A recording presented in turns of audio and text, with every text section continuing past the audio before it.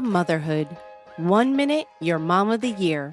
I love you, Mommy. Then the next, not so much. From bath time to bullying, from potty training to puberty, parenting is full of challenges. But one thing is for certain, you are not alone. Welcome to Modern Mom Probs. I'm your host, author, mother, parenting expert, Tara Clark. Join me while we tackle today's modern mom problems. Welcome back to another episode of Modern Mom Probs. I'm your host, Tara Clark. This is where we try to solve the world's modern mom problems. And if we can't solve them, at least we have fun talking about them. If you like what we're doing here, be sure to subscribe. Today's topic is Calm the Chaos, Raising the Most Challenging Children. And I'm joined by Dayna Abraham. She is the best-selling author of the Super Kids Activity Guide to Conquering Every Day and Sensory Processing 101. Dayna is on a mission to create a more accepting world, one challenging kid at a time. Her latest book, Calm the Chaos, a fail-proof roadmap for parenting even the most challenging kids, will be released this August. Dayna is the founder of the popular parenting website Lemon Lime Adventures. Through her compassionate framework, Calm the Chaos, she has helped millions of desperate parents around the world find peace and meet their children where they're at. Her work has been showcased in HuffPo, Scary Mommy, BuzzFeed, Parents Magazine, Lifehacker, and so many more. Dayna, welcome to the show. Thank you for having me. I'm so excited to be here. I am thrilled to be here because I read your book. I was only a couple pages into it and I was already crying. And I was like, oh God, here we go. This is going to be a good one because it resonated so much with me. So I want to know everything, but let's start at the very beginning. Okay. Tell us a little bit about yourself. Yeah. So first and foremost, I'm really sorry that you cried when you read the book, but I'm also really happy that you resonated with it and that you felt seen. So yeah. So where about me? So I am the founder of Calm the Chaos, as you've talked about. And I started as just a parent, trying to wade my way through the struggles of raising a kid that didn't tick any of the boxes and didn't fit the mold of any of the parenting books I had read and even the education knowledge that I had because I was an educator for 12 years in the classroom. And so I just felt like a failure for the first 7 years of parenting. And so I had to really kind of go back to the drawing board, figure out what was going on, figure out how to navigate parenting this kid that wasn't like all the other kids that I knew. And through that, found a framework that has not only helped my family, but also parents from around the world with all different challenges. Yeah. And gosh, I'm so glad that you did. Because like I said, I read a lot of parenting books for my work, the work I do here on the podcast and then on social and just even for my own research as a parent. And I have to say that yours really resonated with me more so than many of the other ones that I've read. So like I said, I'm 5 pages into this book. I'm like tearing up and I'm like, oh my gosh, I feel seen. So like what led you to write this particular book, come up with this particular framework? Yeah. So this particular book, I kind of feel like it's like, you know how they say some books are like your life's work in a book, and it's a lot of pressure to put on a book, but it does feel like that. I feel like I was born into this. I was raised as a sibling to a bipolar brother. So I was the one who received his aggression and received his explosions. And then in the classroom, when I was a teacher, my favorite kids were the ones that all the teachers had kind of already dismissed and talked about in the teacher's lounge and kind of frowned about and talked down about. And so when I had my son, I honestly thought I've got this parenting gig in the bag. Like someone's going to show up at my doorstep and they are going to give me one of those big old checks and balloons and it's going to say world's best parent. Yes. That did not happen. That did not happen. And so his first 7 years of parenting him was incredibly difficult, not so much at home at first because I I was in tune to him and his needs for the most part. But once he entered preschool, he was kicked out of his first preschool for being the biter.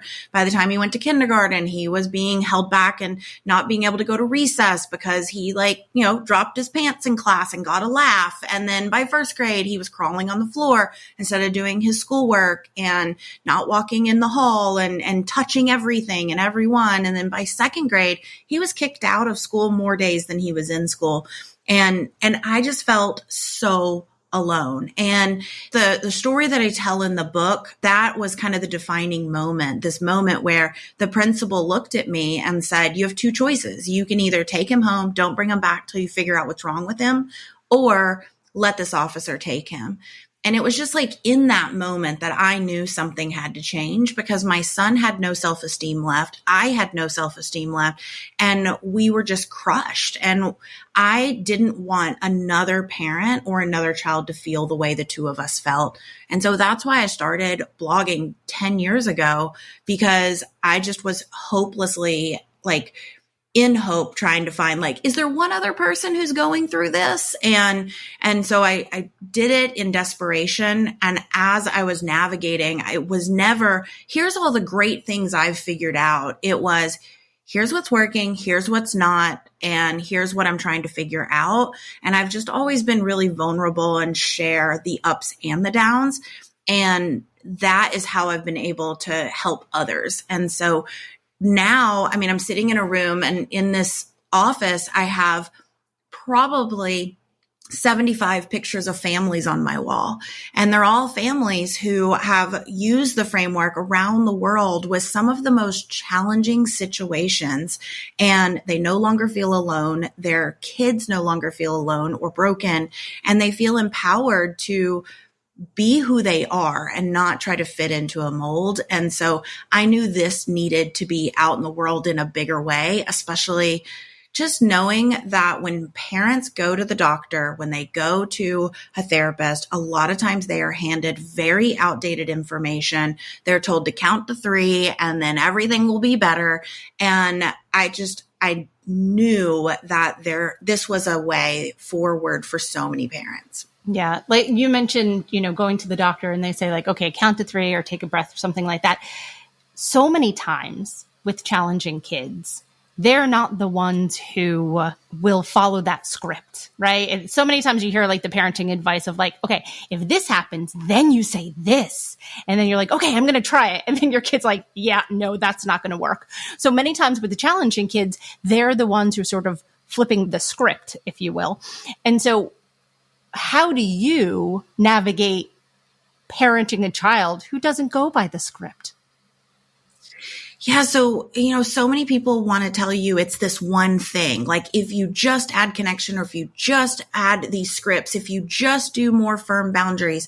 But parenting isn't just a quick fix, and it's a relationship, and there's so many nuances involved, and we're dealing with humans. We are not dealing with, training a puppy. We are dealing with these very unique individuals with different brain wiring, with different backgrounds in trauma and biology, and all these nuances that go into it, that just saying, here's a script, this should work. And then, hey, if it doesn't work, something's wrong with you or something's wrong with your kid.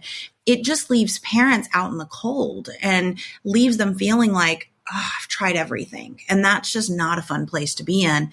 And so one of the things that I tried so hard, because I was trying to follow all the advice, is if you just find that one thing that no one else has found, then people will follow you and they'll listen to your advice. And I looked up and down, and there's not one secret.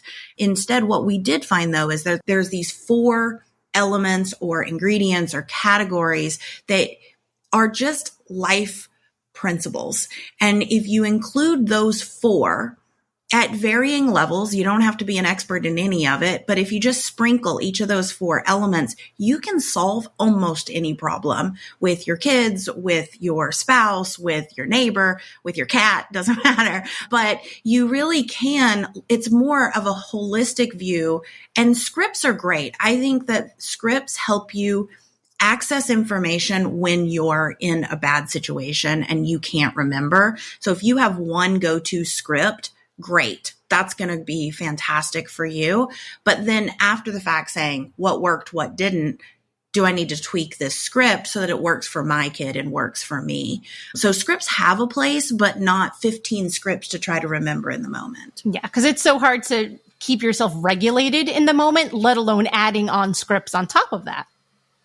Absolutely. When you're stressed, your executive functioning goes down, and executive functioning is the way that you do the things you do. So it's your brain's ability to organize information, recall information, start task, end task. And so when parents are stressed and overwhelmed, they beat themselves up because they're not able to remember this information that they have in their brain. They're not able to remain calm. They're not able to stay organized. I mean, most of the listeners right now probably have a coffee in the microwave, right? And then we beat ourselves up, but there's a reason for it. And I think the more we understand the why behind why we do what we do and why our kids do what they do, then the how of how to parent them, how to empower them becomes so much easier. Earlier, you mentioned 4 pillars. Do you mind walking me through that?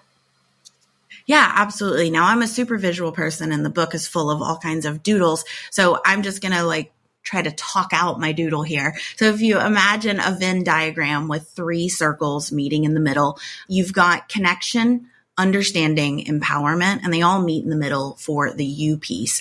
So the U piece is you, the parent, the one adult in this child's life who is going to be their grounded, safe place. That doesn't mean you have to be perfect 100% of the time. It's just that you are that person that is their trusted individual that is going to go for helping them no matter what. The connection piece is less about playing and less about all of this dedicated one-on-one time, which isn't bad, but what it's really about is affirming the child you have, seeing the child you have, accepting the child you have, and helping them feel seen, heard, and valued for who they are, not for who you thought you'd have as a child. Yes. I say that all the time. Yes, because I've been saying that for years. I say that to my husband. I say that to everybody, is that we have to love the child we have, not the child that we thought we were going to have. 100%. And then the understanding piece is that piece that I think is missing in a lot of parenting advice out there. Even some of the best parenting experts out there, they leave out why kids do what they do. They leave out the science of behavior. They leave out the science of, neurodiversity and relationships and communication and the need for safety. And so when we understand what's really going on behind behavior or behind a challenge, we can create an environment that's in tune and responsive to our kids' needs. And then the last piece is empowerment, which is less about firm rules and boundaries, but it's about creating a collaborative solution that works not just for the kid and not just for the parent, but for everyone involved so that everyone's needs are getting met. You talked a little bit about the science and the neurodiversity, and I want to explore that a little bit further.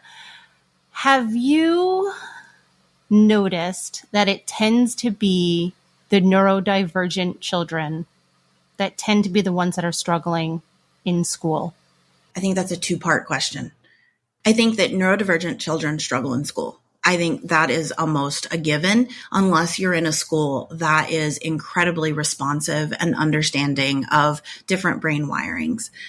However, I think that there are a lot of children who may never get a diagnosis and never know that they're neurodivergent, and they don't fit into these categories, and they struggle just as much because it's assumed that their behavior or their whatever they're doing is purposeful. Yes, I've absolutely found that to be the case in our house, and until we had received a diagnosis for my son, which was something that we didn't necessarily think that it was going to be, it all made sense then. You go, okay, yeah, I see it. It's a cycle of, if you're struggling to be able to he has issues with his coordination. So if you can't physically do some of the things that your peers can do, whether it's art or handwriting or any of those things, then that wears on your self-esteem. And then when that wears on your self-esteem, then you have negative self-talk. And then when you have negative self-talk, then you're prone to outbursts and all of those things. And it's a big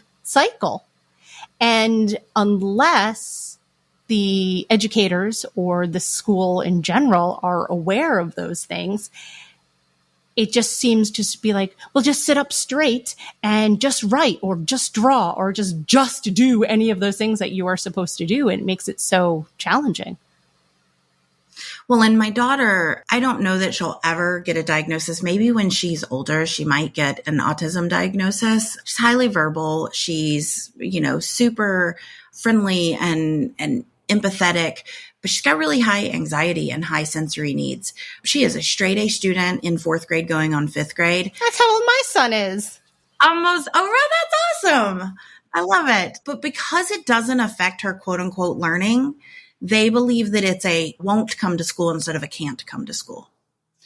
And that is really difficult because schools and I get it because I was a teacher, they need a diagnosis to be able to provide services.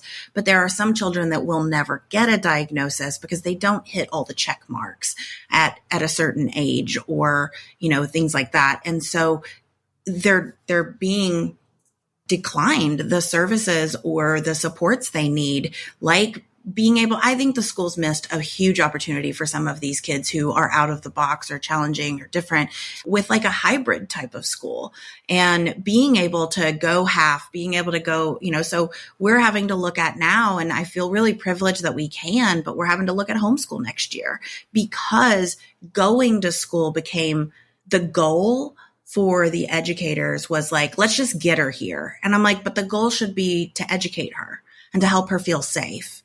And if she feels safer at home, can't she do the work at home? Yes. And we couldn't see eye to eye. Oh, Dayna, I'm getting chills because I cannot begin to tell you what a similar situation that we went through. We, like I said, this year received a diagnosis for my son. We were trying to seek out 504, which he got for his coordination issues. But then my one good friend said, no, really, you should pursue the IEP. But he's a straight A student. And they said, well, you don't need an IEP. Look how well he's doing. And so we were essentially denied that.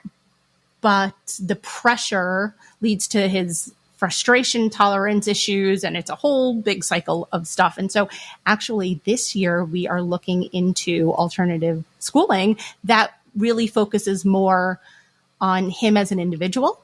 And so it's wild that we're having a parallel life right now. Yeah, I think a lot of people are having this and are being led to believe they're the only ones having this issue. And I think that's one of the other reasons why I really wanted this book to be out there, is because I think the pandemic really opened the eyes of so many parents to be able to see, oh, my kid needs more support. They're not doing their homework because they don't want to. They're not doing their homework because they can't access this homework. Or, my kid doesn't feel safe. My kid doesn't know how to access this or do this. And then when we went back to school and all the kids went back, it was like, all right, let's go back to normal. And I was like, but there is no normal anymore. Now that we're aware, we can't go back to this place of let's just all have our kids sit in a seat all day long and, work towards the test. Like, that's just not going to work. No, it's not. Let me ask you a quick question. And I feel like I know the answer to this. During the pandemic, how did your daughter enjoy school doing it from home? So my daughter, it was an interesting thing. We went to homeschooling them, like pulled them out of all of their classes because that first year all of the teachers were trying to school as if the kids were in the classroom and then still having them turn in their work. And she was in 1st grade. I mean, she was really young. And so her teacher was having her do writing and then turn it in. And she didn't have the supports in place to feel safe to do the writing since it was new for her in 1st grade. And she ended up like, I always say, when a kid starts hating school, there's a problem, right? Because our goal is for our kids to love learning. Right? Our goal is not for them to love school.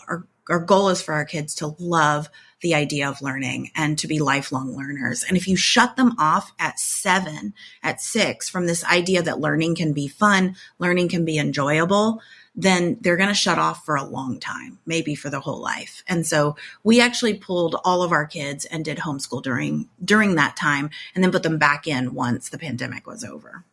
And they thrived when we were doing homeschool.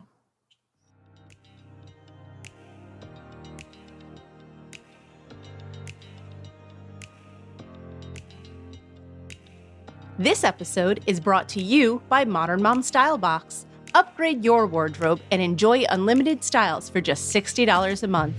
Modern Mom Style Box is the first rental clothing subscription designed exclusively for moms and moms-to-be. Get started today with a free trial. Use promo code PTO. Right. So that's sort of where I was going, where I was curious to see what you were going to say, because my son, he stayed within the school system, and he was virtual for the second half of first grade and then all of his second grade. He had a wonderful teacher in second grade. He loved it. He thrived like I've never seen him thrive before. And so every once in a while, I'll meet a parent who says, oh, my kids did great during that time. Most parents I talked to are like, oh no, it was a nightmare. It was hybrid. They were there. They weren't there. It was all over the place. But my son, based upon his personality and his needs, thrived. And so that's why I had a feeling that maybe you would say something similar. We found that in our community that so many of the kids were thriving during the pandemic because they were at home, because they were able to work. They were able to get schoolwork done in 2 hours. Now, once a kid figures that out, it's really hard to get them to go for 8 hours because they're like, wait a second, I was doing the same amount of work in 2 hours. Not all kids figure that out. But the ones that do, it is really hard to get them to go back to 8-hour days. Yeah, no, it definitely is. We're actually looking, I'm totally taking a tangent now, but we're actually looking at a school called Acton Academy. And Acton Academy is student-led.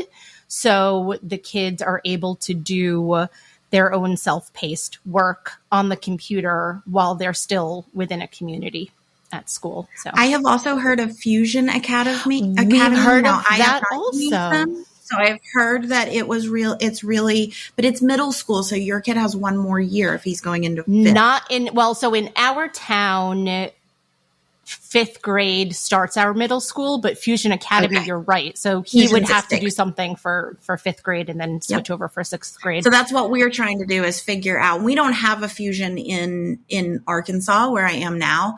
And so it would be all online. So right now, but it was so fun. Like last night I was getting ads for curriculum and I was like, so I see, this for science or this, which one sounds more fun? And she's like, I want to learn about animals and I want to learn about plants. I was like, all right, great, done. Science, check. And she hated science. And she said to me, she goes, Mom, science at school was not science. We didn't do any experiments. We just talked about things and we just did a bunch of worksheets. She's like, this sounds really fun. So she's already getting that love of learning back. Yeah, it's so important. And that's what I'm hoping to instill in my son come September when he starts Acton Academy, is to get that love of learning back and to get that autonomy that he's going to get by being a self-directed learner at school. So that's exciting. So I'm going to bring our conversation back to what we were talking about. Fun sidebar, though. I love it. It was a fun sidebar because I had a feeling. I was like, I think Dayna and I have a lot in common, and which is why the book resonated with me so well. And I said, let me just ask about this education stuff. Okay, here we go. So time and time again in parenting, I have a lot of conversations about parenting on the podcast, on social, in life, just in general. Connection is at the heart of everything. And so how is connection weaved through the framework? Ooh, that's a great question. So that is where I started when I first brought my son home from school. I had 2 goals. I wanted him to not hate himself for not fitting in, and I didn't want him to hate the world for not understanding him. And I figured the first place to start was connection. And so it was really about helping him connect with himself, helping me connect with him, help myself see him for who he was. And so we kind of did like unschooling for a while and just kind of let go of all academics. So I do believe a relationship is at the base of parenting, and it's far more important than the rules and the boundaries and the structure and all that is. There's pieces of that are important, but the relationship is key. Now, with a caveat, it's not the only thing. If we only focus on connection, and especially connection through, like we were talking about earlier, about one-on-one time or about play time, then it leads parents to be overwhelmed because they're working, they've got 8 kids, whatever it is, and they're like, how am I supposed to connect with every kid? Or they're not natural players. Then it's just more of that guilt that gets laid on them. When connection can really be in these in-between moments, it's how we make our kids feel and helping them feel seen and heard and valued, and that their opinion and their views actually matter and that they have something worthy to say. And so that's the caveat with connection. But the important part about it is you can't jump to like having all this connection and without having a solid base first. And that solid base starts with yourself. So you have to be able to connect with yourself in a very small amount, at least, to be able to get yourself grounded, to be able to know what to say and do in the heat of the moment. That's not going to add fuel to the fire. Because if you're just doing connection, you're going to end up trying to talk it out, trying to emotion coach, trying to connect before you correct. You're going to try all these things. And then you're just going to be like, why isn't this working? I've connected all day long and it's still not working.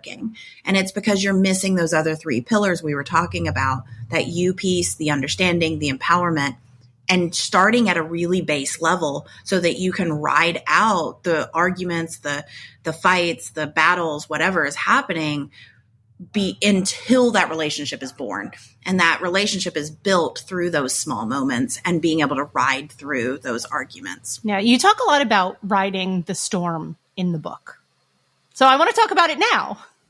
Okay. Yeah, I do. I talk a lot about it because I think that most parenting books start at like stage 3 or 4, which is like the mecca, the where we all want to be, we have this problem solving family with resilient kids that all get along. Like that's like what most parenting books are about. And most of the people, when they come to us, they're like, oh, I was missing stage 1, 2, and 3, which stage 1 is that ride the storm. And it is when there is an argument, a fight, a battle, some sort of frustrating situation where you're struggling to remain calm and the kid's struggling as well. And no one's making forward progress. And so it's having a plan for those really, really tough moments before they happen. And it's just like, you know, I grew up in Tornado Alley. I live back in Tornado Alley again.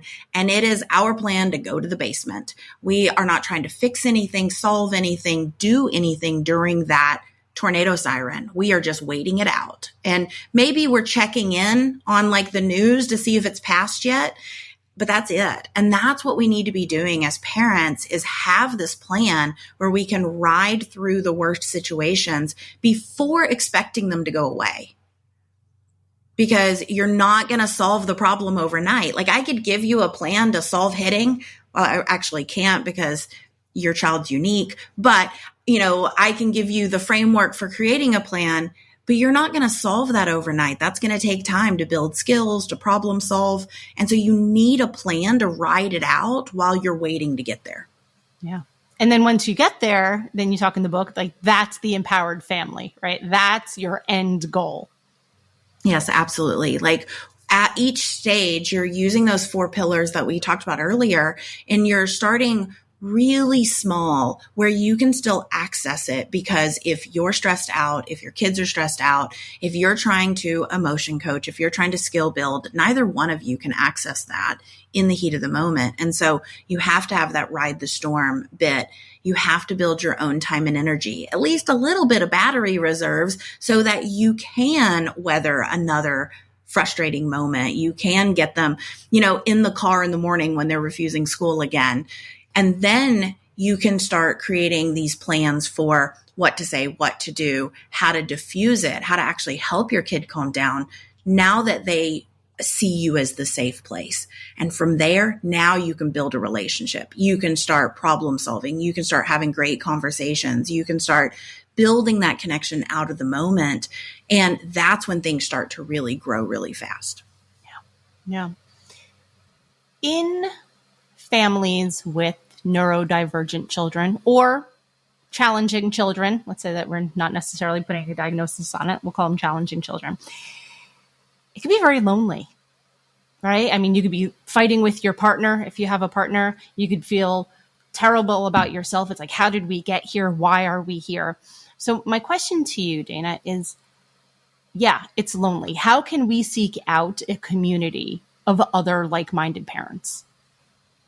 I think that we're living in like the world's best time for this situation. Know that you're not alone. That's the first one. Like knowing that you're not alone is going to make it that much easier to find the community. And because if you believe that you're not alone, now you're going to keep looking because you know it's out there. But if you believe that you're the only one going through this, you will isolate even further. And so that's step one, is just know you're not alone. There are millions of other people going through this, and a lot of people who have found their way through the trenches to the other side. So there is hope. And so, look for communities on Facebook, on, Instagram, on, in your local community where you feel seen and heard, and not just a place where people complain about their kids. Like that would be the thing that I would really look for. There are umpteen million Facebook groups that will be about a challenging kid or raising strong-willed kids or raising explosive children. It doesn't matter what title you call it. There are communities, but you have to be really cautious because you'll post in there and you'll get 300,000 different answers and you'll feel more overwhelmed, or they'll jump to diagnoses. Well, have you checked out this? Well, have you checked out that? And then you're feeling like, oh my gosh, I've got so much more to do. So look for a community where you feel seen, valued, heard, and held while you're going through your hard times. And it's easy to find steps forward. That's what I would be looking for. I want to take you and put you in my pocket and keep you with me all the time. I would love it. I think we're going to be like besties after this. So. 100%, yes. And if you don't agree, I'll just stalk you and I'll become your bestie anyway. No, I'm just kidding. No, I'm telling you, we have just so many similarities. Like I said, I was 4 pages into the book. I was like, oh, I get her. She gets me. Yeah, I've definitely lived it and breathed it. It's like the thing that, just the other day, my son is 18, the one that I write about in the book. So it's been 10 years. And just the other day, he's turning 18 and I'm going through all these emotions of he's 18. He's supposed to be going into the real world, quote unquote. Right. And it's like, but this kid, he's not there yet. And that's okay. But there's a lot of navigating the thought process in it and the feelings and the emotions. And I had to drop him off at his dad's house because we co-parent. And there were a lot of emotions there. His dad believes that he is a typical 18-year-old and that, I caused his autism. I go, yes, that I totally did. Right. And so he goes to his dad's and he gets told, healthy people don't take meds. And he gets told that mom just babies you. And if you had more independence, you would be a real boy, or whatever, kind of like Pinocchio. Yep. And so I'm navigating all that and I posted in my community and they were like, here you are again, living it, breathing it. You're doing the framework. I'm like, yes, I do. I am not just some person out there who did some research and said, here's the next best thing for parents. I'm still going through it. I'm not perfect. And I just want parents to know that they don't have to be perfect to not be failing and that their kid is not broken. They're exactly who they're meant to be. And if that's all people get from being in my world, then I've done my job. Yeah. One of my favorite things about how you end the book is exactly that. You said, I have 3 kids. We're still going through it. It's not a storybook happy ending where I applied this framework and now here we are and we're all doing this and we're excelling and this and that. And it's like, no, like every day can provide new challenges, and that's life. That's just simply honest. And so I really appreciated the conclusion of your book like that. Oh, thank you. Yeah, it was a debate putting that piece in there, but I was writing the book and there was a particularly hard 2 weeks. And I was like, I'm not being true to myself if I don't put this in here, and not being true to the people who are reading this, because how often do we get to the end of a parenting book and go, that sounds great in theory, but I'm trying it, it's not working. And I want people to know that if they try it and it's not working, it's not because they're failing or something's wrong with their kid. That is life. Like, things are hard and it's challenging and you do have to keep going through it. It works. Like, the framework, it works. And I have seen unbelievable things in my family, in my life. Like, I can't even imagine. And, the stark difference between where my family was 5 years ago, even, where I couldn't go to the grocery store without a massive meltdown, that my kid was being, sent in an ambulance for residential treatment against my will, right? Just 5 years ago. And now we are in a place, is he going out and going to college and getting a job? Not yet, but he comes to me, he says, hey, I'm really struggling with this. Can we talk through it? He has a girlfriend. He hangs out with the family. He doesn't get angry. He processes out the things that he's struggling with. Our family understands him at such a deep level. Like, his 18th birthday, we went bowling and we walked into the bowling alley and the whole family went, well, this is too loud for Elijah. And we all walked out. And he was like, yep, let's go see a movie instead. And so we went and just hung out. And, that doesn't happen without a framework like this, where you are understanding each other, you're empowering each other, instead of like, oh, something's wrong with him, he's never going to get there, right? It makes a world of difference. And there are still challenges. Right. But it really does make all the difference. The self-awareness for each one, whether it's the parent or the child, or a combination of both, I think it makes all the difference in the world. Absolutely. Dayna, tell everyone where we can find you and where we can get this book. Well, you can go to calmthechaosbook.com and you can download a free chapter just to check it out, or you can pre-order or order the book there. And you'll be in our world after that. That comes with a whole bunch of bonuses, and we'll be sure to send you more information. So that's actually the best place to go, is calmthechaosbook.com, to get into our world. I am so happy that I am now in your world. I am too. Thank you so much for being here. Oh, thank you for having me.